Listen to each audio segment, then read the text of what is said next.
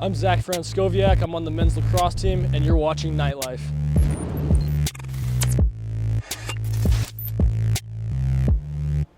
Welcome to the RWJ Barnabas Health Athletic Performance Center and to another edition of Nightlife. Hi everybody, I'm Bruce Beck. Happy New Year. 2020 is off to a flying start here on the Banks for the winter sports programs. The Rutgers men's and women's basketball teams are playing terrific ball, and as far as the wrestling program, they're picking up where they left off last year. What about Rutgers football? Well, the excitement reigns supreme on the Banks. We begin our program this week with a simple question, or perhaps two. Why Rutgers? Why now? Rutgers athletics is moving and moving fast. It's a great time to be a part of the program. It's a great time to be a student athlete here. When I came on my recruiting trip, it just felt like home. I clicked with every member on the team. And then the added plus was the facilities, the academics, just Rutgers had it all for me. Talk about a photo finish at the end. Just the opportunity to, wrestle home, close to my family, entertain the crowd, New Jersey, people are always excited. This is a Big Ten team. These athletes are coached to keep coming and keep coming. I like the Big Ten atmosphere and how much school spirit Rutgers has. But pushed away, beats her man, and scores. Samantha Budd with a hat trick. Everyone's there for you all the time. You always have someone that has your back, and it's nice knowing that you have someone to play for all the time. My mom and dad went here, and they really set the standard for themselves. And growing up, went to a lot of Rutgers games, watched a lot of film with my dad, then watched film with my mom also. So it kind of like was embedded in me and breathed in me to come to Rutgers. Looking for Melton toward the end zone. Touchdown, Rutgers! The legacy is important for me, to keep it, important for me to maintain it. The sisterhood here is just something that you can't get at most places. Our bloodline runs very, very, very deep. Stripped away and stolen. KK Sanders goes all the way in for an easy deuce. I just wanted to be a part of the pedigree of players that she's coached, and I just wanted to be a part of her legacy. That's pretty much the reason why I came here. Arella Guirantes is off to a terrific start for the Scarlet Knights this season. She leads the Big Ten in scoring, and Rutgers is off to their best start ever in the C. Vivian Stringer era. Arella, what is the difference this year for you and the team? I think the team, we're just really all bought in this year. We're all 2 feet in, and that's something we stressed over in the summer. We were just like, if we're going to do this, we have no choice. KK, this is your last year. Jordan, this is your last year. And we're just like, it's now or never. We don't want to think what if. Your three-point shooting this year has been outstanding, a big improvement over the years that you've played college basketball. Is there anything to it? Yeah, I'm just getting more comfortable with people just creating for me now. And just, going back to my old ways of getting in, shooting form shots, and going back to the basics. I've realized basketball doesn't have to be as hard as you make it, and it's okay for people to create for you and make their job a lot easier for you. So I'll take those easy threes and keep working on my percentage. I'm enjoying being a three-point shooter because it gives me a little bit more versatility. You're averaging almost 20 points per ball game, and a lot of that has to do with your free throw shooting. When's the last time you missed a free throw? A couple of years ago? Actually, I was very mad in the beginning of the season because I kept missing these easy free throws, and my dad's like, you never missed this many free throws in your life. So we just got in the gym and we got back to the basics, and he would literally just pass the ball until I just perfected it. And I get to the free throw line and have a level of focus where it's just coming easier to me, and I'm like, these are the easiest points I'm gonna get throughout the game. Right. So I might as well make them. Arella, what is it like having the revitalized and healthy Coach C. Vivian Stringer back on the sidelines with you guys? It's just a blessing because she brings a lot of competitiveness that I've never had from any coach. She wants to win more than me sometimes, and I'm like, that's hard because I'm very competitive. And then she's just a mother figure for us. It's just a level of support that we all have. We just feel stronger with her, and we know that we need her to win. When I look at the Scarlet Knights this year, you guys are doing a lot of things well, but defense. It's been suffocating since the outset. You're among the top 10 in the nation in field goal percentage defense and scoring defense. How much pride do you guys take in the defensive aspect? A lot, to the point where we're doing defense 90% of the practices because we're like, Coach Stringer's motto is she doesn't care if the score is 30-10. As long as the team doesn't score more than us, we win the game. And that's a mindset we've all taken with pride. And we realize we can't do it without each other. It's not two people that can play defense. Everybody on that floor has to play defense for us to win. What about KK Sanders? You look at someone who handles the ball well and distributes, that is unselfish. How much does she help this team this year, and how much does she help you individually? She's helping me so much because she's been in this league for 5 years now. And she sat out last year, so she got to see a lot of stuff that I didn't get to see while I was playing. So she helps me, just helping me with the stuff I missed, helping me become a better shooting guard, honestly. And she's become more of a scoring threat, and I haven't seen that. Even when I was like on my visits watching KK, like I've never seen her be this aggressive, and it's just, it's great to see her growth. Takia Mack is averaging 13.6 points and 6.5 boards per game. The junior has been solid from the very beginning of the season. What do you see in her play? I think Mack's just a freight train. Like she's a freight train? Yeah, it's nonstop. Because Max, she just brings that emotional, just fire to the game that not one of us on the team has. She's one of a kind. And she's intimidating to other teams, and we need that on the floor. We need that person who's just that emotional engine. And I think we just have all the pieces, like a little bit of calmness, a little bit of like veterans. We have the veterans like KK and Jordan, and now we have me with like I'm scorer, versatility, all that stuff. So I think we just have all the pieces, and I feel like we're still not playing our best basketball yet. Wow, so once it all clicks, we'll be good. Arella, good luck to you. Have a great season and continue to light up the Big Ten. Thank you. Coming up next, Belle Huang, who's one of our gymnasts, who also happens to be a judge. Let's find out more.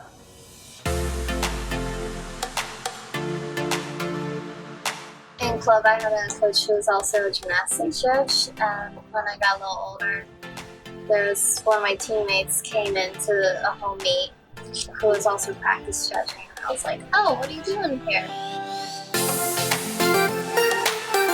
That's when I kind of got into the idea of possibly doing it. Congratulations, girls. I'm still nervous, but not as nervous as the first time. Each time it gets a little bit better. Being a judge, you would like really have to look for those details and stuff. As little kids, they haven't had as much training, so they also don't have as much body awareness. So they tend to be looser and not as tight. But older gymnasts, they understand how to keep their body tight, and so it's more so how well do they do everything. 7, 10. As a gymnast, I feel like you might not look at everything the same way. So it's just different insight. When I started judging, I got to see the judges behind the scene and not as like these scary people who just sat at the table staring at you and criticizing your gymnastics. So once I started judging with them and also competing, it just was a little bit more relaxed and not as stressful. So confident and elegant as she's finishing all of these skills. Elegance, beautiful, and then a stuck landing. She just makes it look so effortless. I mean, I can go back and look at my videos and be like, oh, that they probably took this much here and like 2 tenths here, and try to improve on them. I want to keep doing it as a part-time job. The whole reason why I started it was because I'm passionate about the sport and I want to stay in it even after I retire. So I'll keep testing for the next level.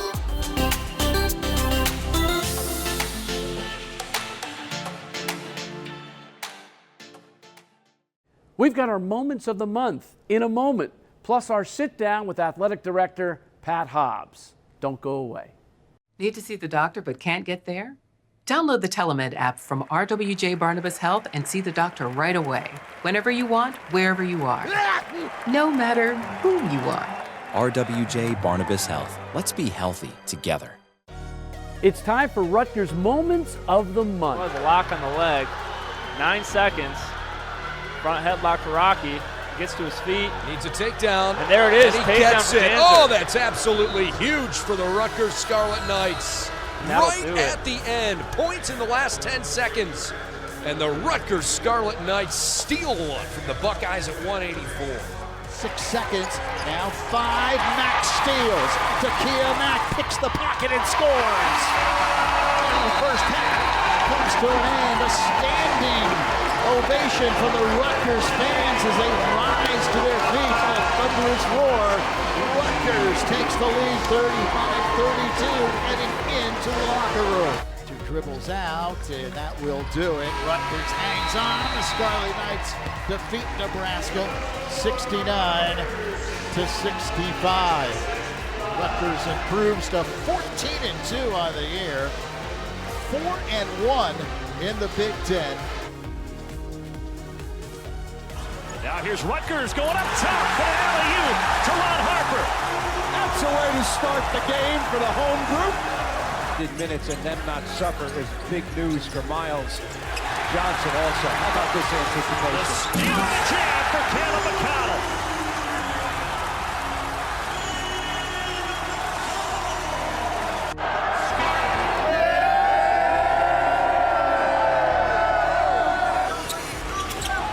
Protect the rim, but he's not around the rim. Miles Johnson with an easy flush. Christian Jabola out despite that lack of size. Now Young with a reverse.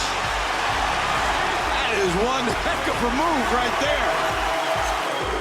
As they will top number 20 Penn State 72-61. I just love New Jersey, you know.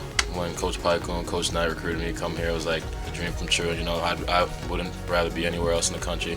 Rutgers is where I belong, and Rutgers is where I'll stay. And, you know, you talk about I have a certain belief to my game. It's, you know, it comes from the people sitting at this table with me. Coach Pico believes in me, Jacob does, Miles does, and when your team, your coaches believe in you, that really ups your confidence. Working against Finney. Splits 2 defenders. Baker with the hammer! He's feeling just fine. Bringing down the rack. Geo Baker. Whoa! If that's not an exclamation point, I don't know what is.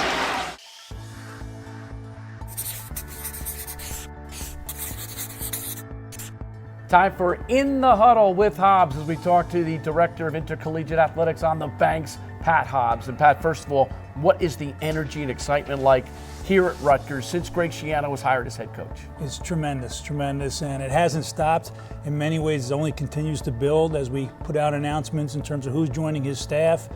People are excited. A lot of positive momentum right now around football, and sort of we're excited to get moving and sell tickets and keep going. Is there ticket demand? There is.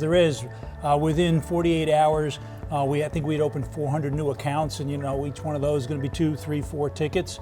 That will continue, and that's before sort of the big marketing push.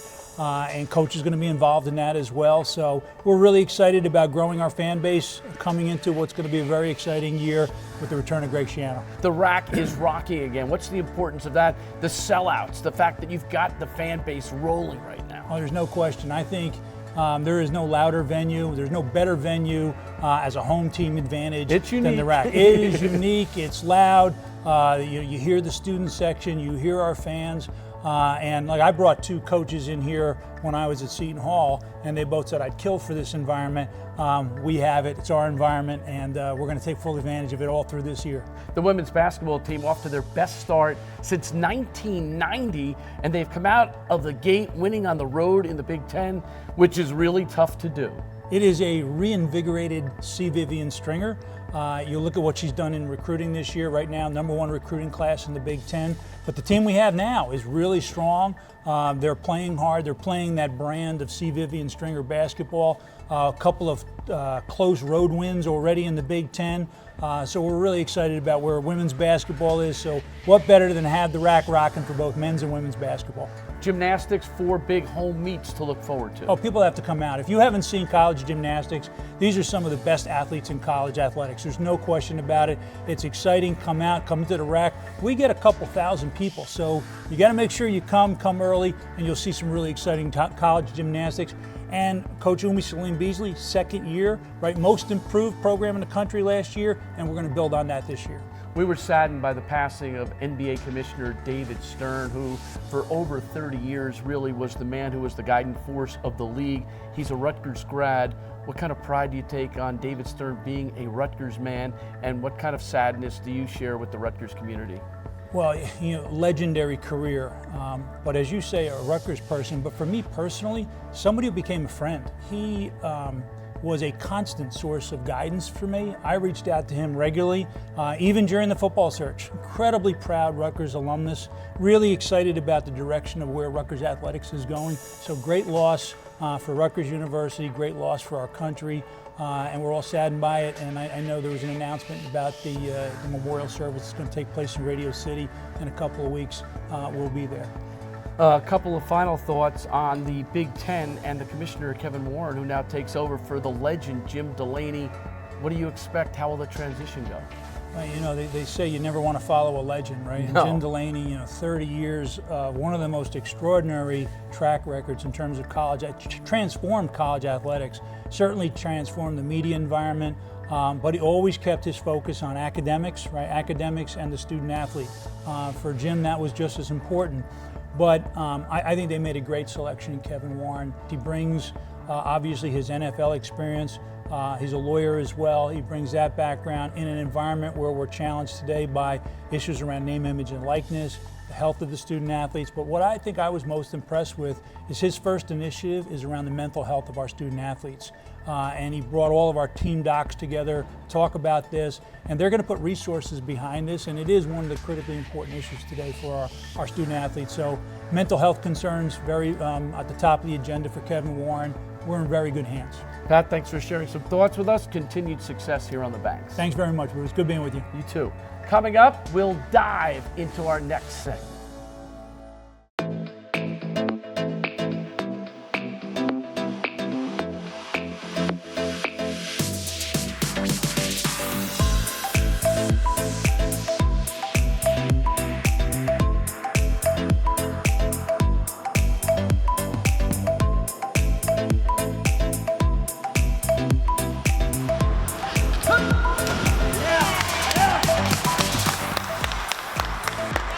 In diving, we compete 3 different events. There's 1 meter, 3 meter, and tower. And 1 and 3 meter are the bouncy boards. And then tower is like basically just cement that you jump off of. And tower, there are 5 meter, 7 meter, and 10 meter. Each diver will compete 6 of their dives on each board. So you must compete from 5 different groups. So you have a front, inward, back, reverse, and then twist group, as well as 1 extra dive. The judges usually look for our hurdles to be straight up and down. Whenever we're twisting, have our bodies tight and not turned in any sort of way.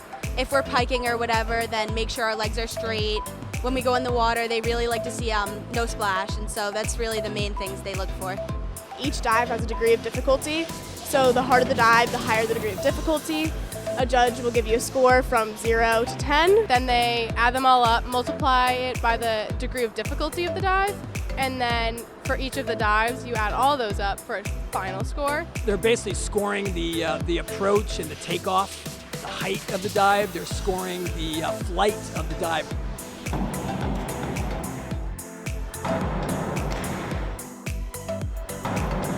We in diving take pride in the fact that our athletes have great form. They're doing difficult skills, but doing them and making them look really pretty. That's it for this edition of Nightlife. Don't forget to join us each Thursday for a slice of Nightlife. I'm Bruce Beck, and I'll see you on the Banks.